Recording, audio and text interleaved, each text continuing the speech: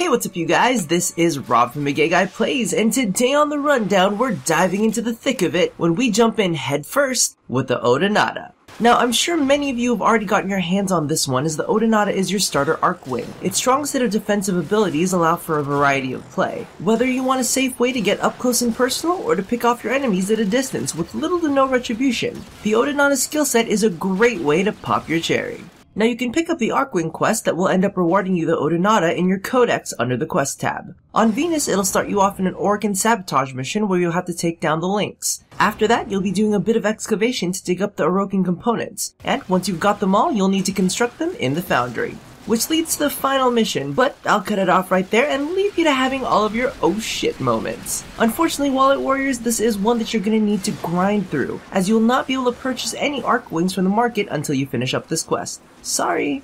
Now let's take a look at what this baby can do. The Odonata's first ability is Energy Shell. It creates a large forward-facing shield that blocks all incoming projectiles and adds heat damage and a bonus critical multiplier to all shots fired through it. Energy Shell will also add bonus damage to the Odonata's third ability, Seeking Fire. Now, while this shield is pretty much impenetrable, just be aware that any missiles or other explosive weaponry will detonate upon impact with the shield, causing an explosion which in most cases will still damage you. Its second ability, Disarray, releases a swarm of flares that will draw away incoming missiles and will stun any enemies that collide with them. Now, I'm going to be completely honest with you. I feel the same way about this one as I felt about the Elytron's core vent. I haven't really seen it guide away any missiles or stun any enemies, but that's usually because I'm taking evasive maneuvers. So, do I use it? Yes. Does it actually do anything? I don't know. Its third ability is Seeking Fire. The Odonata fires off a volley of missiles that home in on surrounding enemies, dealing damage upon impact as well as additional AoE damage. Take note that while the missiles are firing, you will not be able to activate any other of the Odonata's abilities, so be sure to toss on some protection before you start firing off.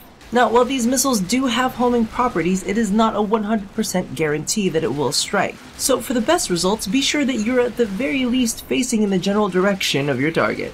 The Odonata's fourth and final ability is Repel, which sends out an EMP to knock back all surrounding enemies, momentarily stunning them and permanently disarming them. So basically, this is radial disarm, plus damage, a stun, and a knockback. Simply put, you should be using this. The only thing you need to do is to be cautious of its positioning. Due to the fact that the range on Repel isn't the greatest, your best bet is to use this either on an approaching enemy cluster or smack dab in the middle of it. And while it's a great ability, as I stated before, be sure you're protected before you dive on in.